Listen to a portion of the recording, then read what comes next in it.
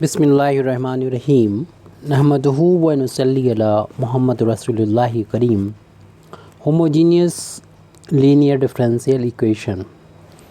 पहले तो हम देखेंगे कि होमोजीनियस लीनियर डिफरेंशियल इक्वेशन क्या होती है और उसके बाद हम इसको सॉल्व करने का जो प्रोसीजर है उसको देखेंगे। होमोजीनियस लीनियर डिफरेंशियल इक्वेशन की जो फार्म होती है वो ये होती है x to the power n D N Y over D X N plus A one X to the power N minus one D to the power N minus one, यहाँ से एन से एक कम हो गई, Y over D X to the power N minus one. यानी differentiation ये N times हो रहा था, एन माइनस वन टाइम्स हो रहा है। जो जितनी टाइम्स डिफ्रेंसिएशन हो रहा है उतना ही हम देख रहे हैं एक्स की यहाँ पर पावर भी है, और ऐसा ही और आगे भी टर्म में होता चलाया जाएगा and so on. Plus A N minus one, तो यहाँ पर एक्स की पावर हो जाएगी वन, और वन टाइम्स ही एक्स वाई को डिफ्रेंशिएशन किया जाएगा एक्स के रिस्पेक्ट में, प्लस यहाँ पर प्लस ए एन एक्स की पावर ज़ीरो हो जाएगी, तो एक बार भी डिफ्रेंशिएशन नहीं किया जाएगा राइट हैंड साइड में। यहाँ पर क्यू है, तो यहाँ पर हम देख रहे हैं जो कोफिशिएंट्स हैं a1, a2, a3, an minus one, an, ये सारे कांस्टेंट कोफिशिएंट्स हैं। यहाँ पर हम इसको लिख देते हैं कि ये कोफिशिएंट जो हैं वो कांस्टेंट्स हैं।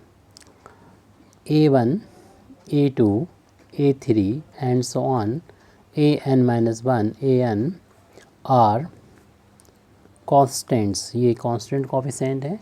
और जो q है, q is a function of y, sorry function of x का ये फंक्शन है, यानी इंडिपेंडेंट वेरिएबल का, डिपेंडेंट वेरिएबल y है, इंडिपेंडेंट वेरिएबल का ये फंक्शन है। इस इक्वेशन को होमोजीनियस लीनियर डिफरेंशियल इक्वेशन कहते हैं, या इस इक्वेशन को हम कहते हैं कॉची यूलर इक्वेशन भी बोलते हैं। कॉची यूलर इक्वेशन, यानी कॉची यूलर इक्वेशन को अब सॉल्व कैसे करें, जैसे सॉल्व करने का जो मेथड है उसके बारे में अब बात कर लेते हैं। यानी method of solving homogeneous linear differential equation, linear ordinary differential equation, यानी कॉची यूलर जो इक्वेशन है उसको सॉल्व कैसे करें। तो सॉल्व करने के लिए यहाँ पर जो इंडिपेंडेंट वेरिएबल है उसको हम चेंज करते हैं। इंडिपेंडेंट वेरिएबल x को हम एक न्यू इंडिपेंडेंट वेरिएबल z में चेंज कर देते हैं। y substituting x is equal to E to the power z। इतना पुट करने से हमें क्या मिलेगा वो आगे चल के हमको पता हो जाएगा। सबसे पहले तो यहाँ से हम z की वैल्यू फाइंड करें, उसके लिए दोनों साइड लॉग ले लेंगे। हम लोग जानते हैं कि लॉग में ई टू जो पावर होती है वो आगे मल्टीप्लाई कर जाती है। अगर हमने लॉग में यहाँ पर बेस नहीं लिखा है तो ई होगा, और इसकी वैल्यू जो होती है वो दोनों इक्वल हों तो वैल्यू 1 होती है। इस तरीके से हमें z की वैल्यू मिल गई log x के इक्वल। कभी ज़रूरत होगी तो हम यहाँ पर वैल्यू पुट भी कर लेंगे। अब हम यहाँ से इसको dz ओवर dx की वैल्यू फाइंड कर लें, यानी इसको x के रिस्पेक्ट में डिफ्रेंशिएशन करेंगे। राइट हैंड साइड में log x है, log x का डिफ्रेंशिएशन x के रिस्पेक्ट में 1/x आ जाएगा। इसका हम आगे चल के यूज़ करेंगे। हमारा जो कॉची यूलर इक्वेशन है उसमें dy ओवर dx भी है। तो अब हमें इंडिपेंडेंट वेरिएबल जो x है उसको z में कन्वर्ट करना है, तो y z के रिस्पेक्ट में डिफ्रेंशिएशन होना चाहिए।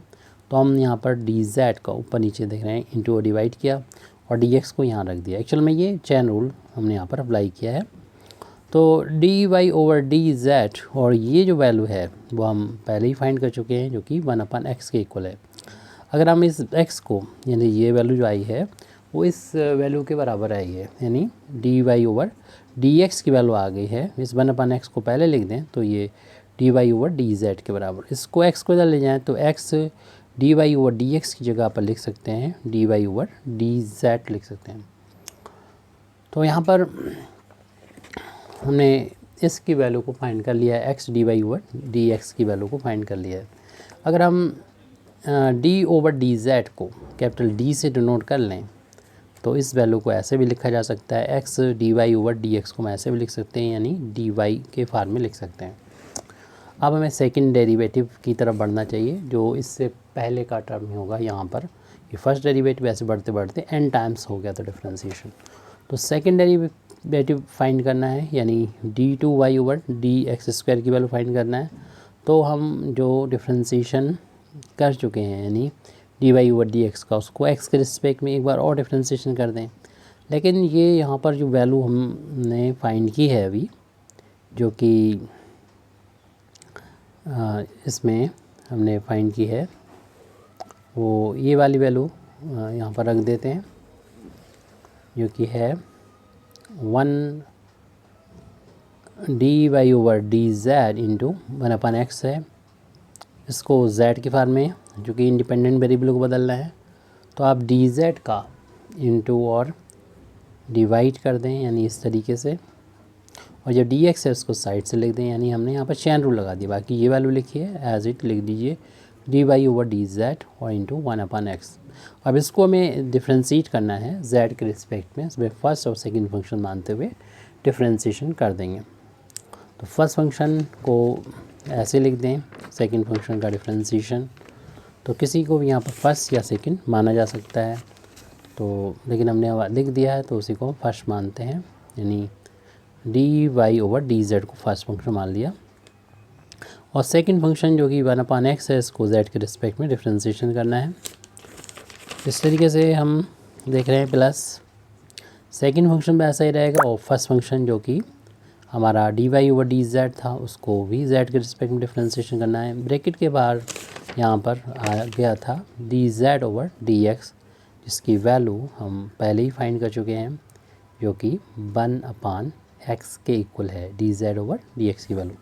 यहाँ ये वैल्यू पुट कर देंगे। तो उससे पहले हम यहाँ पर ये न्यूमरेटर में ले जाएं, तो d Y over D z, तो पावर इसकी हो जाएगी -1 और प्लस 1/x। ये एक बार डिफ्रेंशिएशन हो रहा था, एक बार और डिफ्रेंशिएशन z के रिस्पेक्ट में करेंगे, तो y का 2 बार z के रिस्पेक्ट में डिफ्रेंशिएशन ये आ गया यहाँ पर। और इसकी वैल्यू हम रख सकते हैं 1/x, और ये वैल्यू जो चल रही है लेफ्ट हैंड साइड में, आपको मालूम ही है कि 2 बार differentiation with respect to x की इक्वल चल रही है, ये लेके चले थे हम। अब इसमें डिफ्रेंशिएशन करना है z के रिस्पेक्ट में, तो ये पावर जो होगी वो आगे आ जाएगी, और जितनी भी पावर है उसमें से एक माइनस हो जाएगा। लेकिन ये z नहीं था, इसलिए इसको दोबारा से x के रिस्पेक्ट में डिफ्रेंशिएशन लिखना होगा हमें। ये वैल्यू को हम यहाँ पर बाद में लिख देते हैं, D Y over D z और प्लस 1/x, ये ब्रैकेट में अप्लाई कर देना चाहिए यहाँ पर, और d two y over D z square, into में चल रहा था ये 1/x, ये पावर यहाँ पर -2 हो गई, यानी माइनस है और x की बार -2। और इस वैल्यू को हम अगर देखें तो d, इसको पलट के लिखा जा सकता है, यानी 1/dz ओवर dx की फार्म में लिखा जा सकता है, और इंटू में dy ओवर dz चल रहा है, प्लस 1/x और d2y over dz square, into में 1/x है। इस पावर को भी अगर प्लस में आप करना चाहें तो फिर 1/, में कर लें x स्क्वायर, और ये वैल्यू हमको अभी पता ही है कि ये 1/x के इक्वल है, तो इंटू में d Y over D z. कुछ कैलकुलेशन आप डायरेक्ट भी कर सकते हैं, प्लस इस तरीके से ना करें तो डायरेक्ट कर सकते हैं, d two y over D z square into 1/x, यानी इसको आप लिख सकते थे डायरेक्ट x लिख सकते थे। तो ऐसे ही यहाँ पर देख हम कर देंगे, ये डबल अपान में x है यहाँ पर, तो x का ऊपर जाके इंटू हो जाएगा। इससे क्या होगा कि एक पावर जो है वो, इससे 2 पावर थी यहाँ पर, एक कैंसिल हो जाएगी, एक ही बचेगी, और यहाँ पर भी अपान में देख रहे x आ रहा है, तो इन दोनों टर्म में हम इसको बाहर ले लेंगे, और बाहर 1/x पहले से है, तो इस तरीके से 1/x और ये 1/x जो दोनों टर्म में से बाहर निकालेंगे 1/x स्क्वायर हो जाएगा। इस टर्म को फिर हम 1/x निकाल लिया, पॉजिटिव वाले को पहले लिख दे रहे हैं d2y/dz² को, और ये निगेटिव का है माइनस का dy/dz, जिसको हमने बाद में लिख दिया।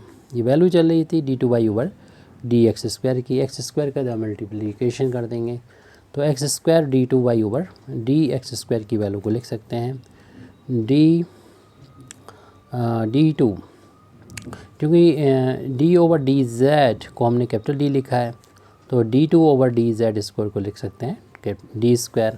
तो इसको हम लोग ऐसे भी लिख सकते हैं कि d², इसको y लिख सकते हैं, इसको dy लिख सकते हैं ओनली, d/dz की जगह पर d/dz की जगह कैपिटल D यहाँ पर लिख दिया। अब इन दोनों से हम y को राइट हैंड साइड में बाहर ले लें और d को इस तरफ ले लें तो d-1 इंटू y हो जाएगा। तो x² इंटू d2y/dx² की जगह ये लिख सकते हैं। जिस तरीके से हमने ये अब एक रिज़ल्ट फाइंड किया है, जिस तरीके से इससे पहले भी एक रिज़ल्ट हमने ये फाइंड कर लिया था, इसमें वैल्यू में यहाँ पर पुट करने के लिए जो हमारा जो होमोजीनियस लीनियर डिफरेंशियल इक्वेशन है उसमें वेरिएबल को चेंज करने के लिए ये वैल्यू हमने फाइंड की, जिससे पहले वाले की इसी तरीके से हम इससे और पहले वाले जो टर्म है उसकी वैल्यू को फाइंड कर सकते हैं। लेकिन कैलकुलेशन पैसे से ज़्यादा हो गया है, एग्जामिनेशन में इतना करने की ज़रूरत नहीं है, तो आप लिख सकते हैं सिमिलरली, डायरेक्ट लिख सकते हैं, यानी पावर सिमिलरली ये 2 पावर है तो यहाँ 3 हो जाएगी, d3y/dx³ हो जाएगा। इसकी वैल्यू को लिख सकते हैं d-1, एक फैक्टर यहाँ पर और आ जाएगी d-2y हो जाएगा। इसी तरीके से और भी हम लोग कर सकते हैं, और इन वैल्यूज़ को हम यानी अब हम इसके जनरल वैल्यू और लिख देते हैं, जैसे लास्ट वाला टर्म, जैसे हम लोग शुरू का टर्म कहना चाहिए, तो यानी ये फर्स्ट टर्म है यहाँ पर, इसकी बात कर रहे हैं, लेकिन हम जो फाइंड कर रहे हैं उसके हिसाब से लास्ट टर्म है ये d/ny/dxn की वैल्यू क्या हो जाएगी। तो यहाँ पर 2 पावर है तो 2 फैक्टर थे d के, और यहाँ पर n पावर है तो n फैक्टर हो जाएंगे, d-1 d-2 ऐसे घटता रहेगा, और जो यहाँ पर होता है वो इससे एक कम होता है, यानी d में से माइनस हो जाएगा n माइनस का 1, यानी 3 में से एक कम, ये 2 है तो n है तो 1 से एक कम n-1 होगा, और यहाँ पर y लिख दिया जाएगा। और इन सभी वैल्यूज़ को हम अपने जो डिफरेंशियल इक्वेशन है यहाँ पर उसमें पुट कर देंगे।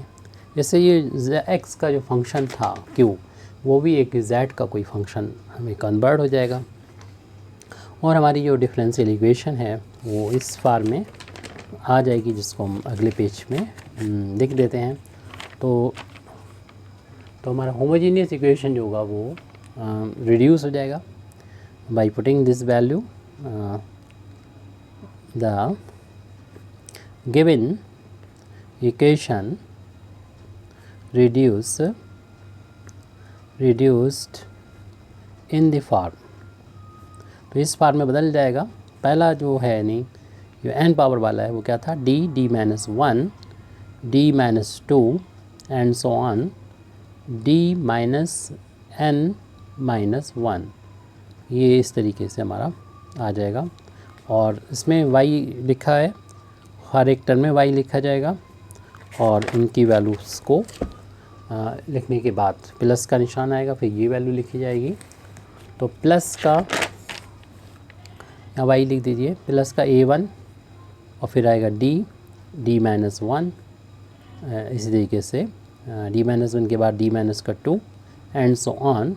तो यहाँ पर n-2 है, और यहाँ पर आ जाएगा आपका dn-1 था, सॉरी अब यहाँ पर 2 आ जाएगा, एक एक घटता जाएगा, और प्लस, और यहाँ पर y आएगा, और इसी तरीके से लास्ट में हमारा जाके जो n-1 था वहाँ पर हम इस वाले टर्म की बात कर रहे हैं, इस वाले टर्म में तो ये वैल्यू ये वाली रख दी जाएगी, यानी dy के बराबर रख दी जाएगी वैल्यू। तो यहाँ पर ओनली हो जाएगा dy, और प्लस लास्ट में बाई n y रहेगा, और राइट, और ये जो q जो था जो कि x का फंक्शन था, अब x की वैल्यू की पावर z रखेंगे तो माना कि ये q z की फॉर्म में कन्वर्ट हो गया है। तो यहाँ पर q डैश जो होगा या तो कांस्टेंट बन जाएगा या कि z का कोई फंक्शन होगा। और यहाँ पर हम d जो देख रहे हैं वो पहले बता दिया, d/dz को डिनोट कर रहा है, और यहाँ पर z बाहर लेने पर ये जो इक्वेशन आएगा मतलब इस फॉर्म में आ जाएगा, एफ डी फंक्शन आ जाएगा ये d का, और d जो है वो आपको मालूम है d/dz है, और राइट हैंड साइड में ये आपको मालूम है कि ये z का फंक्शन जो कि q डैश आ गया। और ये जो है वो हमारा लीनियर डिफरेंशियल मतलब यहाँ पर जो ऑपरेटर आ गए हैं, डेरिवेटिव आएंगे, वो उनका कांस्टेंट कोफिशिएंट आएगा। इस तरीके से वेरिएबल कोफिशिएंट नहीं होंगे इसमें, x भी यहाँ पर ओनली d के फैक्टर्स आएंगे, जिसको हम सॉल्व करके, जिसको हम फैक्टराइज करके d की वैल्यूज़ फाइंड कर लेंगे। यानी fd को हम 0 के बराबर पुट करके यहाँ पर d के इसके जो रूट्स हैं उसको, यानी d का m पुट करके m के जो रूट्स हैं वो हमको मिल जाएंगे, जो कि मान लिया कि m1, m2, m3 और mn इस तरीके से। और उसके बाद हम कम्प्लीमेंट्री फंक्शन लिख सकते हैं। ये कम्प्लीमेंट्री फंक्शन अगर ये अलग अलग वैल्यूज़ हैं, हम जनरल फार्म की बात कर रहे हैं, c1e⁻m m1z कोई अगर पर्टिकुलरली इक्वल हो जाए तो फिर उसी हिसाब से, जैसे हम लोग पहले ही linear differential equation with constant coefficient को सॉल्व करते हैं, उसी तरीके की प्रॉब्लम ये बन चुकी है जो हम लोग सॉल्व करना जानते हैं। c2e⁻ यहाँ पर m2z हो जाएगा जो इंडिपेंडेंट वेरिएबल z है, ऐसे ही प्लस का cn e⁻mn z हो जाएगा। ये कम्प्लीमेंट्री फंक्शन हमारा यहाँ पर आ गया है। पर्टिकुलर कैश कुछ भी हो सकते हैं और सॉल्व करने का फिर तरीका उसी हिसाब से चेंज हो जाएगा। पर्टिकुलर इंटीग्रल मीन्स हमने फाइंड कर लिया। फिर इसी तरीके से हम यहाँ पर कम्प्लीमेंट्री फंक्शन फाइंड कर पर्टिकुलर इंटीग्रल निकालेंगे 1/, यहाँ पर y का जो कोफिशिएंट जो कि fd का फंक्शन है, तो d का फंक्शन है fd लिख दिया जाएगा, और राइट हैंड साइड में जो होगा वो q डैश यहाँ पर लिख के इसको हम लोग सॉल्व कर लेंगे। और सॉल्व करके y की जो वैल्यू है वो यहाँ पर पुट कर देंगे, जो कि हमारा कम्प्लीमेंट्री फंक्शन और पर्टिकुलर इंटीग्रल होगा। बस बाद में ये याद रखें कि हमें z की वैल्यू वापस कर देना है। z चूँकि हम लोग पहले ही फाइंड कर चुके थे, z की वैल्यू जो है वो log x के इक्वल यहाँ पर रख देंगे इसमें, यानी z = log x पुट कर देंगे अपने सॉल्यूशन में, इसमें उसमें जहाँ पर भी दिखाई पड़े। तो इस तरीके से हमारा ये homogeneous linear ordinary differential equation का सॉल्यूशन हमको मिल जाएगा। Thank you very much Indeed for listening me. व आखिर दावाना अल्हम्दुलिल्लाहि रब्बिल आलमीन।